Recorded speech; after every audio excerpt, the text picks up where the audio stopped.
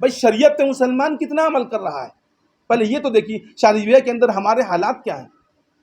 हमारी जेब की कैपेसिटी इतनी नहीं है, लेकिन शादी ब्याह करना है तो कर्ज लेकर करेंगे, मंगनी करना है तो कर्ज लेकर करेंगे। शरीयत पे हमारा खुद का अमल नहीं है। शरीयत ने हर एक चीज़ के मसले को दिया है, हल निकाला है। सिर्फ मुसलमान अपनी शरीयत पर अमल करने वाला हो जाए, ऐसे ये 10 कानून लेकर आ जाए, इंशाअल्लाह अल्लाह की ज़ात से ये उम्मीद है कि मुसलमानों का।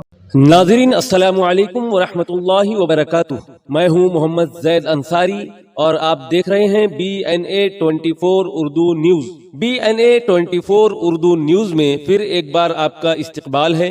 जी हां नाज़रीन, हम इस वक्त सूबे महाराष्ट्र की उप राजधानी नागपुर में जमीयत उलमा जिला नागपुर के सदर दफ्तर हेड ऑफिस में मौजूद हैं। जैसा कि आप जानते हैं कि आज से तकरीबन 20-25 दिनों पहले जमीयत उलमा महाराष्ट्र के सदर मोहतरम हजरत मौलाना मुस्तकीम अहसन आज़मी नव्वरल्लाहु मरक़दा इस दारे फानी को अलविदा कह गए। मौजूदा दौर में हजरत मौलाना रहमतुल्लाहि अलैह का सानी मिलना वाक़यतन गैर यकीनी है। हजरत के इंतकाल के बाद जमीयत उलमा महाराष्ट्र के मसनदे सदारत का इंतखाब हुआ, जिसमें जिला नागपुर के सदर और जमीयत उलमा महाराष्ट्र के नायब सदर होने के साथ साथ कारगुजार सदर रहे हजरत मौलाना अलहाज हाफिज मोहम्मद मसूद हुस्सामी दामत बरकातुहुम का इत्तेफाक राय से इंतखाब हुआ। आज 7 जुलाई बरोज जुमा जमीयत उलमा जिला नागपुर के सदर दफ्तर में हजरत मौलाना हाफिज मोहम्मद मसूद हुस्सामी साहब की मीडिया से तफसीली गुफ्तगू। अल्लाह उनकी कब्र को नूर से भर दे, उनकी मग़फ़िरत फरमाए। उन्होंने जो काम अधूरा छोड़ के गए हुए हैं, कोशिश इस बात की रहेंगी कि जो हमारे दीगर जो और साथी हमारे साथ हैं, उन सब को मिलकर साथ में लेकर उनके अधूरे काम को पूरा करने की कोशिश की जाएगी। क्योंकि इस वक्त जो मुझे सदर के ओहदे पर जो दिया गया है, जमीयत उलमा का एक दस्तूर है कि सदर के इंतकाल के बाद वो जगह ज़्यादा देर तक खाली नहीं रह सकते। इसलिए चूँकि मुझे सदर नामज़द किया गया, चूँकि मैं वाइस प्रेसिडेंट हूँ और वाइस प्रेसिडेंट होने के नाते वाइस प्रेसिडेंट सदर के इंतकाल के बाद वो खुद ब खुद उस पर आ जाता है। लेकिन वर्किंग कमेटी ने मुझे और हज़रत मौलाना ने इंतकाल से कबल ही मुझे अपने जिम्मेदारी मुझे सौंप दी थी। ये कह दिया था कि मेरे दिक्कत, क्योंकि वो बीमार चलते थे, वो दफ्तर आ नहीं पाते थे, तो 2 साल 4 साल 3 साल से मुस्तकिल मेरी सदारत के अंदर जमीयत उलमा महाराष्ट्र की मीटिंगें होती थी। जमीयत तो बहुत बड़ा नाम है। जी हाँ। और मैं एक बहुत ही हटके सवाल पूछने वाला हूँ, शायद किसी पत्रकार ने ये सवाल नहीं पूछा होगा आपको कि नेशनल लेवल पे काम करते हैं आप लोग, लेकिन इलेक्शन क्यों नहीं लड़ते, इलेक्शन क्यों नहीं लड़ाते अपने लोगों?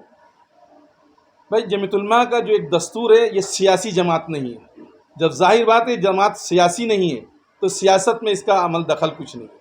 लेकिन ये और बात है कि कौम के अंदर या मिल्लत के अंदर या मुल्क के अंदर जिस किस्म के भी जो हालात आते हैं, उसके अंदर हम बराबर उसकी वो करते हैं, दिफा के लिए उतरते हैं, चाहे वो कैसे भी हालात आए। जमीयत उलमा का अपना एक दस्तूर है। रह गई सियासत की जो बात है, सियासत लड़ना इसके दस्तूर के अंदर नहीं है। लेकिन एक वोट के लिए तो इलेक्शन लड़ने के लिए या अपनी पार्टी को जिताने के लिए उतना दूसरी पार्टियां काम नहीं कर पाती जितना कि आपकी पार्टी, आपकी जमात जो है वो काम कर लेती है। आपकी बात सही है, लेकिन अगर ये सियासत करने के लिए जब मैदान में अगर हमारी जमात उतर जाएंगी तो जमात का जो वक़ार है, जो इज़्ज़त है, वो नहीं रह पाएंगी। इसी तरीके से आप देख लीजिए आज मुल्क के अंदर जो उथल पुथल चल रही है, रियाज साहब आप बहुत अच्छे तरीके से जानते हैं। अभी चचा भतीजे की लड़ाई आपके सामने मौजूद है और मुल्क के अंदर और क्या हो रहा है, कौन किधर से जा रहा है। इससे पहले भी चचा भतीजे अलग हुआ था, फिर भतीजे चचा के साथ आ गया, फिर लेकिन मतलब एक बात और भी जानना चाहते हैं हम लोग कि पूरे हिंदुस्तान में जो यूसीसी का जो वो चल रहा है अभियान, मतलब बीजेपी के द्वारा, तो इसका क्या इम्पैक्ट पड़ेगा और उसको रोकने के लिए आप क्या कर रहे हैं? उसको रोकने के लिए हमारे बड़े बराबर मैदान के अंदर मौजूद हैं। ये और बात है, हमारे बड़ों का कहना है कि गुज़िश्ता 3 तलाक के वक्त के अंदर हमने जो काम किया और हमारे सड़कों पर आने के बाद जो उनको वो दिखा माप, तो वो लड़ाई हमको अभी नहीं लड़ना है। लेकिन ये बात हमारे बड़ों ने बिल्कुल वो कर दी है और कह दिया है। और कल ही हमारे सदर मोहतरम मौलाना अरशद मदनी साहब दामत बरकातुहुम ने लॉ कमीशन को एक लेटर लिखा है और उस लेटर के अंदर ये वाज़े कर दिया हमारे सदर मोहतरम ने कि मुसलमान मर सकता है लेकिन अपनी मजहब को नहीं बदल, और यकसा सिविल कोड किसी भी कीमत पर हमें मंजूर नहीं। लेकिन उससे क्या क्या मतलब नुकसान होंगे? भाई सबसे पहले ये होता है कि आप जो यकसा सिविल कोड की बात कर रहे हैं, अभी आपने अपने लड़के की शादी नहीं हुई आपके, और आप उससे पहले बच्चे की उम्मीद रख रहे हैं। पहले उसका मुसव्विदा तो सामने लेकर आइए। और किसी चीज़ को करने के लिए आपने एक जमीयत उलमा से पूछा, जैसे हमारे रियाज भाई ने, कि आप क्या करेंगे। भाई ये हमारी एक टीम है, जब पूरी टीम को, एक वर्क को साथ में लेकर चलना है, जब तक ये साथ में लेके नहीं चलेंगे और इनके सामने कोई बातें नहीं आएंगी, तब तक मैं कोई काम नहीं कर सकता हूँ। इसीलिए मुल्क के प्रधानमंत्री से हम देवाना दरख्वास्त करते हैं, आपको ये सिविल कोड के पहले मुसव्विदा सामने लेकर आइए। और दीगर जो पार्टियाँ हैं मुल्क के अंदर, सिर्फ सवाल ये मुसलमानों ही के नहीं है, और भी जाते हैं और दीगर धर्म के मानने वाले लोग हैं, आप उन सबको लेके बैठिए, उसके बाद उस चीज़ को की बात कीजिए। अभी आपने उसके मुसव्विदा भी तैयार नहीं किया, और ये सिविल कोड है।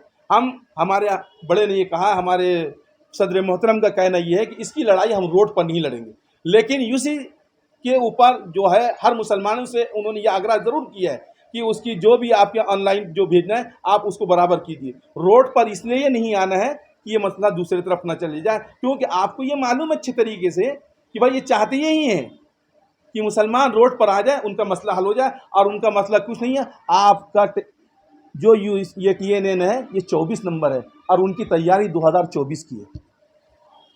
सर एक सवाल ये भी रहा कि सोशल मीडिया के माध्यम से बहुत चल रहा है कि यूनिफॉर्म सिविल कोड अक्सर बहुत लोग जान रहे हैं कि क्या है, लेकिन बहुत से लोगों में कमेंट भी आता है कि यूनिफॉर्म सिविल कोड है क्या। जब हमने अभी आपको इसमें ये कहा कि यूनिफॉर्म सिविल कोड का मुसव्विदा ही मैदान में नहीं आया, तो उसका जवाब क्या देंगे आप? ना मैं दे सकता ना कोई। मुसव्विदा पहले सामने आए, उसके बाद बात की जाएंगी।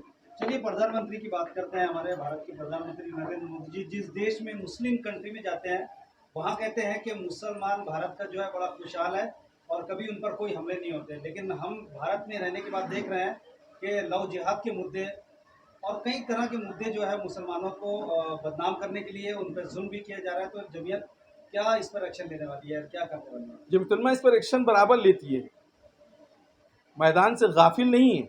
मैदान की लड़ाई में जहाँ पे होता है, हम कायदे कानून ज़ाब्ते को मद्देनज़र रखते हुए और मुल्क के अंदर जो भी चीज़ है, जो कानून हमें जिस चीज़ की इजाज़त देता है, उसको मद्देनज़र रखते हम कानूनी लड़ाई लड़ते हैं, हम रोड पर नहीं आते। अभी हाल ही में कुरान शरीफ को जलाया गया, जी हाँ। तो उसमें आप क्या विरोध प्रदर्शन करने भाई वाले हैं? हमारे सदर मोहतरम ने उसके विरोध के अंदर, मुल्क के अंदर हमने क्या कहा, UCC जो कानून लाया जा रहा है उसके लिए जब हम वो नहीं आ रहे मैदान में कहा, तो उसके लिए थोड़ी दरख्वास्त ये करेंगे कि भाई कुरान को वहाँ बेहुरमती की, कुरान क्यों मैं अब चैनल पर बैठा हूँ, कुछ ऐसी बातें ना बोल दूँ कि मुसलमानों की भी दिल आज़ारी हो। भाई कुरान से वो जला देने से क्या कुरान ख़त्म हो गया? आपके बाजू बैठा हुआ शख्स है, आपके सीने में भी 10-5 आयतें होंगी, इनके सीने में क्या वो सीने से निकाल सकते हैं कुरान को? क्या इससे पहले नहीं जलाया गया कुरान को? ये है कि हमारे जज्बात से खेलना, और ये वक्त है, ये उम्मत के साथ बहुत नाजुक वक्त के अंदर हम चल रहे हैं। हमें बहुत सोच और विचार के साथ, बहुत इत्मीनान और सब्र सुकून के साथ हर मसले को देखना है। आप ये तारीख़ को पढ़िए और सीरत रसूल का मुताला कीजिए। सन 1 हिजरी से लेकर आप देख लीजिए कौन कौन सी हिजरी के अंदर अल्लाह के रसूल सल्लल्लाहु अलैहि वसल्लम के साथ कौन कौन से कैसे वाक़यात पेश आए थे। शोब अबी तालिब को देख लीजिए आप, आज ही मैंने एक जुमे के अंदर ही बोला। और ये जो चीज़ें इस वक्त हो रही है, वो बिल्कुल अगर उसका मुताला करेंगे हम सीरत रसूल का, तो बिल्कुल आपको समझ में आ जाएगा और हमारा ईमान मजबूत होगा। बात इस बात की है, इस मुसलमानों से इस तकलीफ़ है इस बात की मुसलमानों से कि मुसलमान अपने रसूल की सीरत को जानता ही नहीं है। रोटों पे आ जाने से मसले का हल नहीं है, मसले का हल है अल्लाह के घर में हाजिर होने का और शरीयत को अपनाने का। हम कह रहे हैं कि ला कमीशन ने लाया, हम ये अक्सर सिविल कोड मंजूर नहीं। भाई ठीक, हम कह रहे हैं, हम उसका विरोध नहीं कर रहे। भाई शरीयत पे मुसलमान कितना अमल कर रहा है, पहले ये तो देखिए। शादी ब्याह के अंदर हमारे हालात क्या हैं? हमारी जेब की कैपेसिटी इतनी नहीं है, लेकिन शादी ब्याह करना है तो कर्ज लेकर करेंगे, मंगनी करना है तो कर्ज लेकर करेंगे। शरीयत पे हमारा खुद का अमल नहीं है। शरीयत ने हर एक चीज़ के मसले को दिया है, हल निकाला है। सिर्फ मुसलमान अपनी शरीयत पर अमल करने वाला हो जाए, ऐसे ये 10 कानून लेकर आ जाए, इंशाअल्लाह अल्लाह की ज़ात से ये उम्मीद है कि मुसलमानों का बाल बेकाना नहीं होगा। लव जिहाद के नाम पर मुसलमानों को तो बदनाम किया जा रहा है, लेकिन आतंकवादी जो लव जिहाद है, आतंकी लव जिहाद जो है, वो मुसलमानों की लड़कियों को बहला फुसला कर यहाँ से ले जाना, भगाना और उनका धर्म परिवर्तन करना, इस तरह की भी हरकतें हो रही है। ये भी सोशल मीडिया में ज़्यादा आ रहा है। तो मुस्लिम बच्चियों को आप क्या कहना चाहेंगे जो झांसे में मुस्लिम बच्चियों के सबसे बड़ा मैं आपके माध्यम से ये कहूँगा, अब इस वक्त ज़रूरत है मुसलमानों की कि अपना स्कूल और अपनी कॉलेज कायम करें। जितने पैसे बेतुका हम फजूल खर्ची में लायानी चीज़ों में खर्च कर देते हैं, इस चीज़ की है कि कौम के सरमाएदार अपने पैसों को भी और लेके एक नया स्कूल और कॉलेज मुसलमान जिसके अंदर दीन भी हो और दुनिया भी हो, ये इस वक्त सबसे बड़ी ज़रूरत है। इस वक्त ज़रूरत इस बात की नहीं है कि मदारिस को कायम किया जाए और मसाजिद से मसाजिद तामीर की जाए। ज़रूरत इस वक्त इस हालात के मद्देनज़र में ये है कि हम अपने स्कूल और अपने कॉलेज को कायम करें। रवीश कुमार साहब ने कहा था एक मरतबा लॉकडाउन में कि मुस्लिम जो प्रेम जी है कंपनी उन्होंने 1 करोड़ 70 लाख रुपया पैसा दिया था सरकार को लॉकडाउन के नाम पर। आमिर खान ने, कई फिल्मी स्टारों ने दिया था, करोड़ों रुपया दिया था। लेकिन उन्होंने एक बात ये कहा था जो बहुत ही चुभनेदायक है मुसलमानों के लिए कि आपका इतने बड़े बड़े लोग हैं भारत के अंदर जो करोड़ों अरबों रुपया खर्चा कर सकते हैं, जिसमें आपकी जमात भी है उसमें शामिल, जिसे मैं टारगेट करना चाह रहा हूँ खास तौर से। तो मुसलमानों के इतने बड़े बड़े लोग हैं लेकिन उनका कोई मुस्लिम चैनल नहीं, क्या कहना चाहते हैं? मुस्लिम चैनल नहीं है, नेशनल चैनल नहीं है। नेशनल चैनल इसके एक मरतबा हमारे मरहूम फ़िदाए मिल्लत हज़रत मौलाना सैयद असद मदनी साहब दामद बरकातुहुम ने इसके लिए कोशिश की थी और प्रेस के लिए भी कुछ पैसे जमा किए थे, लेकिन बदकिस्मती है कि वो काम न पूरा हो सका। और उस काम के अंदर सबसे ज़्यादा मुखिल दखलंदाजी जो हुई, सबसे बड़ा हमारा अलमिया है ये है रियाज भाई कि मैं मुसलमान कौम का एक खाते को देख नहीं सकती, भूखों को खिला नहीं सकती। रियाज शेख किस तरीके से आगे बढ़ रहा है, उसकी टांग मैं किस तरीके से खींचूँ, ये हाल है इस कौम का। क्या आपको क्या लगता है कि मुस्लिमों का एक नेशनल चैनल होना चाहिए? हर चीज़ इस मुल्क के मौजूद मुस्लिम समाज की आवाज़ मुल्क को उठाया की जाए। मौजूदा सिचुएशन के अंदर हर चीज़ की ज़रूरत है। और अब इस वक्त अभी जमीयतुलमा इससे पहले कॉलेज और यूनिवर्सिटी की उसमें नहीं थी, लेकिन अल्हम्दुलिल्लाह इंशाअल्लाह बहुत जल्द शोलापुर की सरजमीन के अंदर एक 40 एकड़ की ज़मीन मिली है और एक 7 एकड़ की जो ज़मीन है, 2 ज़मीनें मिली हैं। वहाँ पे हम इसी और जो आपका जो कर्नाटक के अंदर जो हिजाब वाले मसले आए जो इन कॉलेजों के अंदर, उसके बाद सदर मोहतरम ने कहा कि यहाँ पे कॉलेज कायम कीजिए, यहाँ पे यूनिवर्सिटी कायम कीजिए, यहाँ हर चीज़ कायम कीजिए। तो कुछ बहुत ही जल्दी इंशाअल्लाह उस सरजमीन पर बुनियाद डाल दी जाएगी। यूपी और बिहार में ज़्यादातर देखा जा रहा है योगी सरकार है, उस योगी सरकार में मस्जिदों और दरगाहों को निशाना बनाया जा रहा है, खास तौर से बुलडोजर लेकर निशाना बनाया जा रहा है। तो ये कहीं यूपी बिहार की तरह कहीं महाराष्ट्र और यूपी उत्तराखंड मध्य प्रदेश में या अन्य जगहों पर ना हो, उसके लिए आप क्या कोशिश कर रहे हैं? अभी हालात तो जहाँ पे थे वहाँ पे जो कोशिश कर रहे हैं, इधर इंशाअल्लाह हालात अभी बने नहीं हैं और अल्लाह से ये दुआ कीजिए कि हालात ऐसे बने ना। इन इलाकों का जो भी सूबों का नाम लिया है, अल्लाह से हम ये दुआ करेंगे अल्लाह वहाँ हर तरीके का अमन व सुकून रहे और आपस में जिस तरीके से इस मुल्क के अंदर जो गंगा जमनी तहजीब थी हमारी कौमों की, मुसलमानों की, वो गंगा जमनी तहजीब दोबारा कायम हो जाए। को डेवलप करने के लिए जी का क्या मंसूबा? जी मुस्लिम कम्युनिटी को डेवलप करने के लिए जमीयत-उल-उलमा का क्या मंसूबा? मुस्लिम कम्युनिटी को डेवलप किस माने करके आप चाहते हैं? उनकी तरक्की करना है, ईसाइयों की तालीम के लिहाज से। तालीम के लिहाज से जमीयत-उल-उलमा का तो एक दुआ है पूरा, ये हम हर शोबे के अंदर हम अपना वो करते रहते हैं। हमारे उसमें ये भी है कि कानूनी इमदाद भी हम करते हैं, दीनी तालीमी बोर्ड मौजूद है, रिलीफ वर्क भी हमारा काम है, तिब्बी इमदाद भी हमारा काम है और इसराह माशरा, तंजीमी उमूर, हर चीज़ के अंदर हमारी जमात काम करते रहती है। जमात कितने साल पुरानी है? जमात कितने साल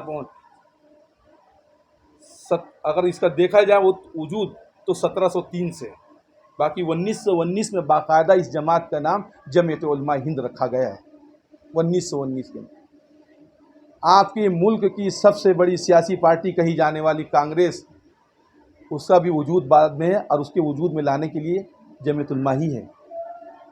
इसी वजह से हम बदनाम होते हैं कि जमीयत-उल-उलमा कांग्रेस की पिट्ठू है, लेकिन ऐसा नहीं है, ऐसा नहीं है। ये लोगों की सोच है और फिक्र है।